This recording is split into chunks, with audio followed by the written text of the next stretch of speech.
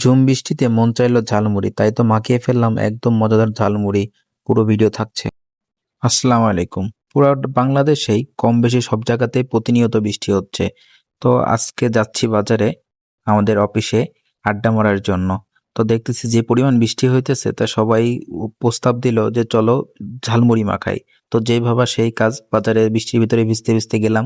তারপরে ছোলা টোলা নিয়ে আসলাম এবং মুড়িটা দেখেন 10 টাকা প্যাকেট, এত কিউট লাগছে মুড়িটা আমার। আর সাথে এই মশলাটা যদি দেন কয়েক গুণ স্বাদ বেড়ে যায়। তারপর ছোলা, চপ টপ যা কিছু নিয়ে আসা হয়েছিল এবং সেই ম্যাগি মসলা, এই সবগুলো এক জায়গায় দিয়ে মিক্সড করা হয়েছিল। আপনারা কিন্তু চাইলে একদিন ট্রাই করে দেখতে পারেন, ওই ম্যাগি মশলাটা যদি ঝালমুড়িতে দেওয়া হয় কি সুন্দর টেস্ট আসে। তারপরে এই মশলাগুলা ফিনিশিং ভালো করে করতে হবে, নাইলে আসলে মজা লাগে না। তারপরে মুড়ি দিয়ে মাখানো হলো। মুড়িটা আলহামদুলিল্লাহ ভালো ছিল।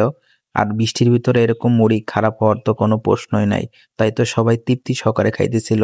এই যে আলামিন, মাসুম ভাই আর পোলাপান ছিল, আর এই যে আমি।